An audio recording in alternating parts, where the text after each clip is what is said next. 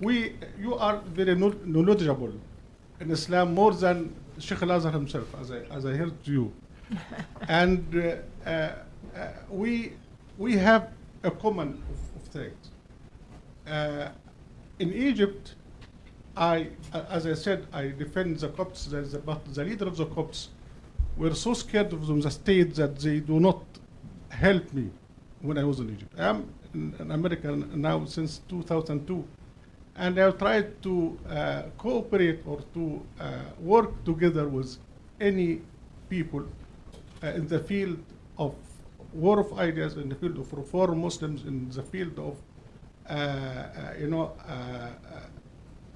reform the facing the terrorism and tourist culture from within Islam. But few people who helped me, like Nina Sheikh. So hopefully to work together in this way. Thank you. Inshallah. Inshallah.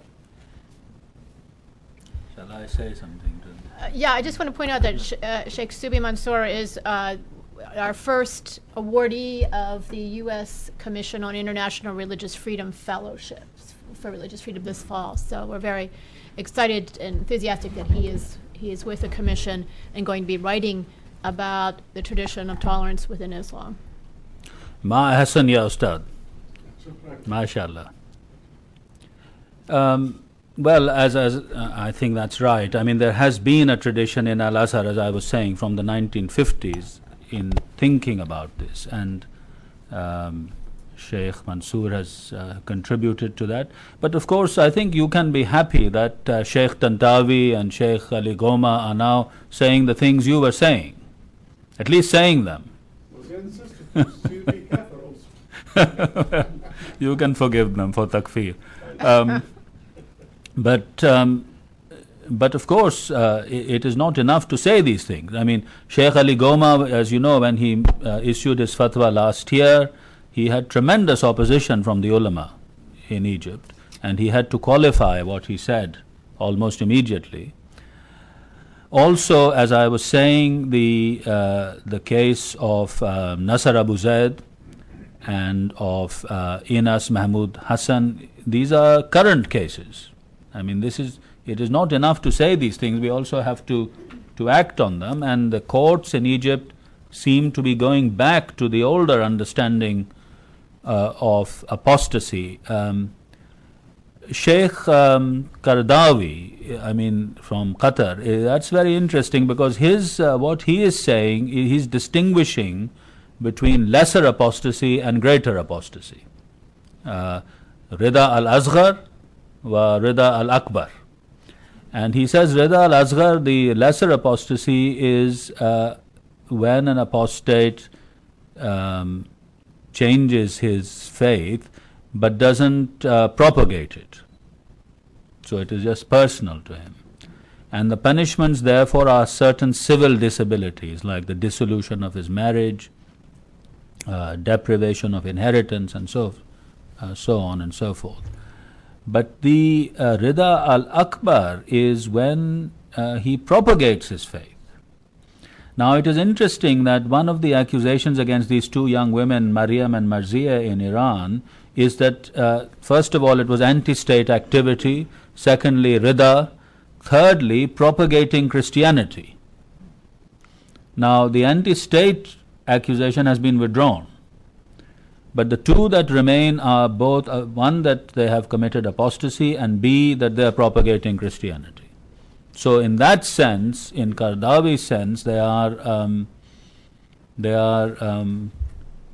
murtad in the more serious sense of the word. Sheikh Mansour, did you say that the fatwa was withdrawn against you? Yeah, there was more than 150 fatwa against my life and even my kids. No, but I mean the Sheikh of Al-Azhar, did he withdraw his after he changed? Yes, he has withdrawn. There have been fatwas against not him only, but others. Mm-hmm. And they usually accept what I'm saying after 10 or 15 years. Mm-hmm. Mm-hmm. Okay. Even Qaradawi did. Yeah. Hello, Bishop.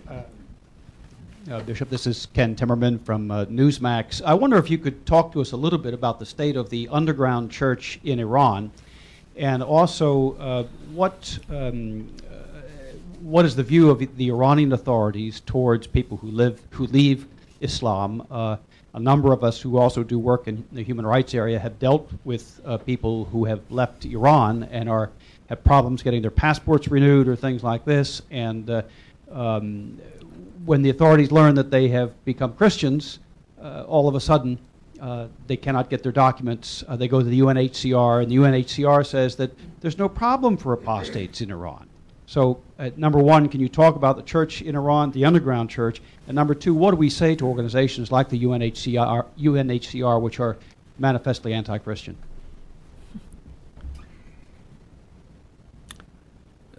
Generally speaking, I have found that it is better not to talk about the underground church anywhere, because who am I to compromise their safety? But it exists certainly in a very significant way, and these two young women that I've been talking about who are in prison were leaders of an underground church. That is precisely why they were arrested. There's been a recent report from another city in Iran of some members of a church being arrested and tortured so that they would reveal who their leaders were. Now, it is not always easy in a country like Iran to identify who is doing some of these things, but they are happening, certainly. You will know the story about the bill on apostasy in the Majlis, in Parliament, which passed the Majlis, but has now been returned to it by the Committee of Legal Experts to reconsider it. This means that it is likely that apostasy as a crime will not reach the statute books very soon. However, since the revolution, the courts have been using Sharia to convict people of apostasy. And a number of Christians, Baha'is and others have been convicted of apostasy, not under public law, but under Sharia, specific Sharia provision under the Fiqh al-Jafariyah.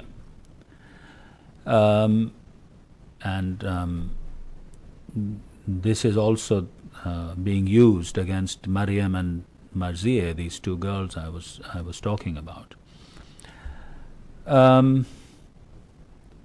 What is the official position is very difficult to say. I have been part of a discussion with a government minister and a senior civil servant who disagreed about what the punishment for apostasy was in Iran. But I think we have to take the worst case possibilities. There are several people in prison charged with this. There have been people who've been executed. Soodmand is obviously an example of one such person who was actually executed on that charge. And Mehdi Dibaj nearly was. He was then killed extrajudicially. So I would, I'm very happy to talk to any officials in the UNHCR. I wouldn't be sanguine about this issue. Okay. Harold, front row here, Beth.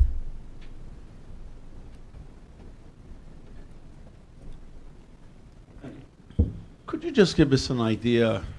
I realize we can't know. How many people in Muslim countries and in outside are leaving Islam? Is it a common phenomenon? I ask this for reasons. Actually, here at Hudson, there was once a discussion by, I think, some police in Holland that Iranians have a tendency to do that, and in Los Angeles, we're finding the same thing. What about others? Are others leaving Islam? Yes, I mean, it depends what you mean by leaving Islam. Some people, for example, let's take an obvious case, the Ahmadiyya in Pakistan and in other parts of the world, they would not say that they are leaving Islam, but many Muslims will think that they are leaving Islam. Pakistan thinks, really. Well, yes, but also more widely than that, in Saudi Arabia they've been declared non-Muslim as well. So they can't perform the Hajj, for example.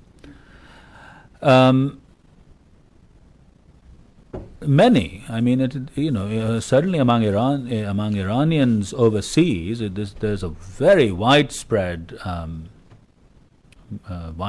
not just one movement, but many movements away from their traditional beliefs, whatever they may have been.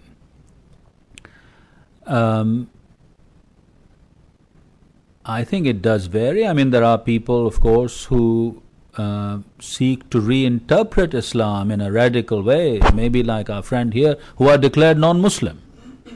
The takfir is pronounced against them.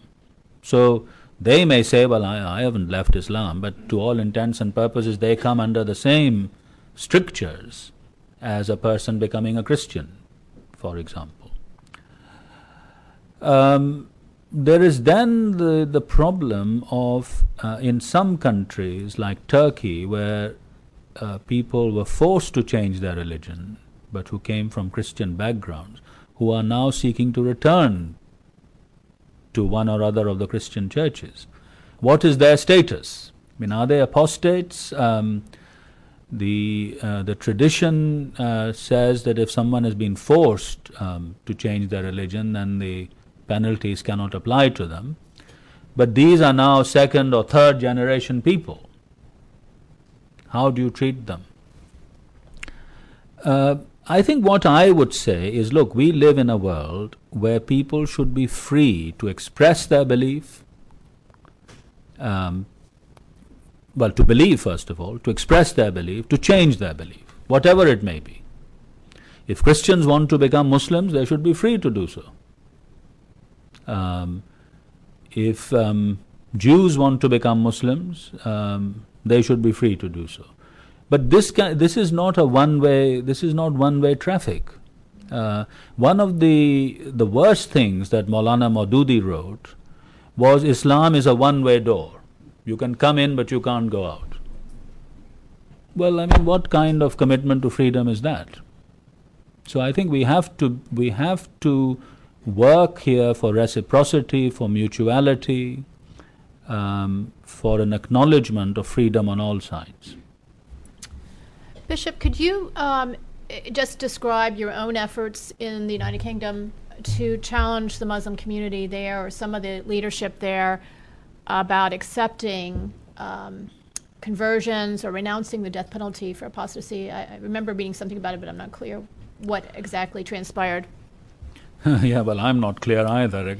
I was hit by an avalanche. I mean, but I think what I was saying was this, that in some areas, Christian workers, even ordained clergy, are finding it difficult to work, and sometimes have had to leave their place of work because they've been told, this is a Muslim area, you can't work here.